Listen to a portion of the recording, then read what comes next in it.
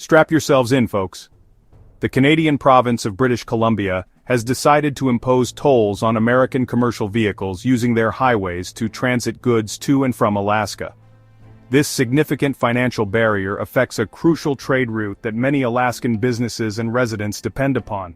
The news sent ripples of concern and anger across the border, particularly from those whose livelihoods are linked to the free flow of goods.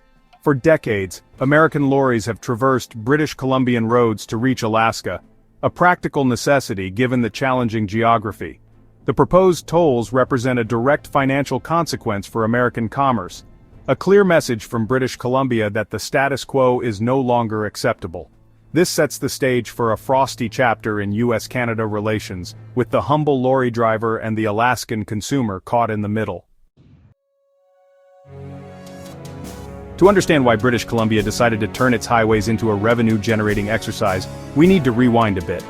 The seeds of this dispute were sown through a series of tariffs imposed by the United States on Canadian goods, including key exports like softwood lumber and dairy products.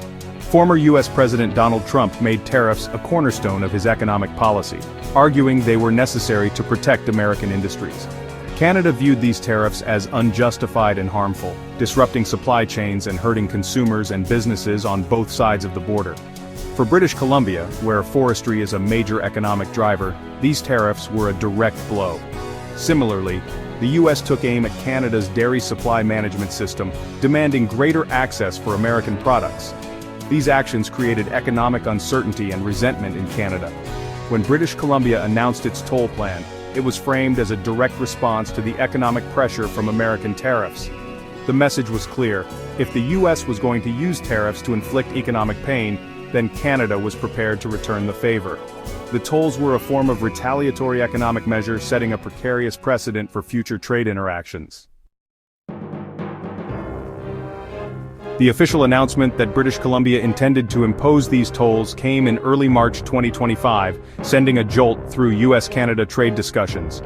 Premier David Eby framed the decision as a necessary defense mechanism against economic threats from U.S. tariff policies. The proposed legislation for these tolls was designed to act swiftly against future U.S. trade restrictions. The revenue generated from these tolls would support British Columbia's infrastructure and offset economic impacts from U.S. tariffs. This logic, while clear from BC's perspective, did not sit well with those who would be footing the bill. The announcement was not just an economic move, it was a political statement declaring that British Columbia was prepared to protect its interests. British Columbia laid out practical details of the proposed toll system, making the prospect very real for American trucking companies.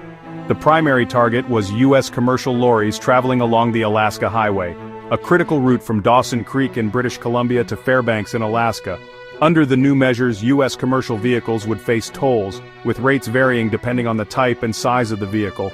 The aim was to generate substantial revenue, rather than just a token fee. The revenue collected was earmarked for reinvesting in British Columbia's infrastructure and offsetting economic damage from U.S. tariffs. Premier Eby indicated the toll law was designed to be available if required, suggesting strategic flexibility. The legislation could serve as a deterrent, a bargaining chip in trade negotiations. The existence of the law, ready to be activated, was a warning to the U.S. about the potential consequences of further protectionist measures. The clear steps taken to introduce the legislation indicated that this was far more than an idle threat. It was a prepared response to ongoing trade disputes. The situation escalated from announcements to concrete legislative action in mid-March 2025. Premier David Eby publicly declared British Columbia's intention to impose these tolls, capturing headlines and sparking debate. On March 17, 2025, the province formally introduced the toll measure in its legislature, transforming the plan from a political threat into a tangible piece of proposed law. This move was a clear response to U.S. tariffs and trade rhetoric, particularly those linked to former President Trump. The legislative process meant the toll system was no longer just an idea, but a potential reality with a pathway to enforcement. This development caused considerable alarm within the U.S. trucking industry and among Alaskan businesses. The details of the legislation would have been scrutinized closely, looking for specifics on toll rates and enforcement mechanisms. The act of tabling the bill was a powerful signal that BC was prepared to follow through on its warnings. This progression from a verbal threat to formal legislation underscored the seriousness with which British Columbia viewed the situation. It highlighted a growing assertiveness from Canadian provinces in dealing with international trade matters. The Alaska Highway was fast becoming a new front line in a trade skirmish. Predictably, the news of British Columbia's impending tolls on U.S. lorries heading to Alaska did not go unnoticed by former President Donald Trump. Trump reacted with characteristic bombast, decrying Canada's decision as an unfriendly act. He framed the tolls as an unwarranted attack on American economic interests, a narrative that resonated with his supporter base. Trump escalated his rhetoric, describing British Columbia's actions as economic aggression. His reaction was swift and public, ensuring that the dispute remained in the spotlight.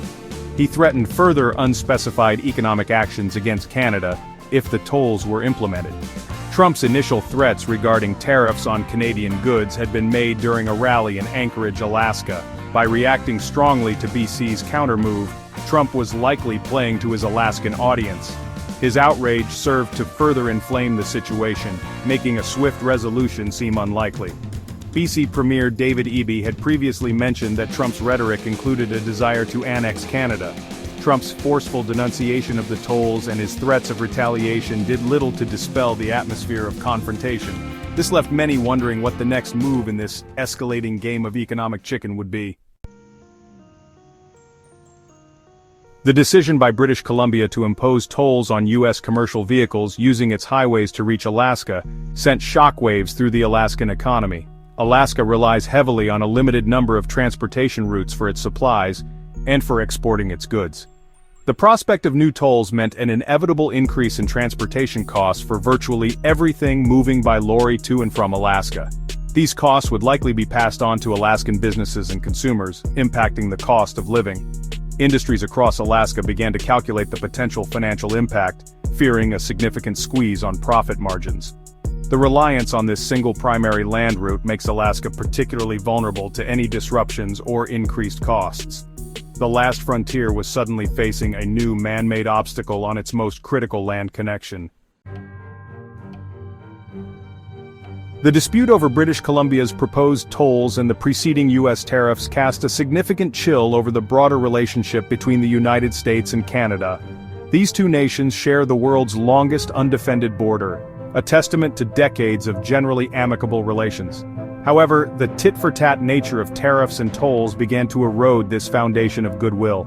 Canadian Prime Minister Justin Trudeau had previously criticized Trump's tariffs, expressing a desire to see all such duties removed. The federal Canadian government defended BC's proposed tolls as a necessary countermeasure. On the U.S. side, some politicians criticized Trump for escalating tensions with a key ally. Public opinion was mixed, with some Americans supporting Trump's stance and others expressing concern about the economic fallout. The overall atmosphere between the two countries became notably cooler. The Alaska Highway toll issue became a potent symbol of this deterioration. The normally smooth passage across the border was now marked by economic roadblocks and political frost. As of May 2025, the situation surrounding British Columbia's proposed tolls on Alaska-bound U.S. lorries remains fraught with uncertainty. Premier David Eby's earlier comments suggested the law might be held in reserve, a tool to be deployed if U.S. trade actions escalate further. This leaves a window open for negotiation and potential de-escalation. The critical question is whether cooler heads will prevail. Will diplomats from both Ottawa and Washington find a way to walk back from the brink?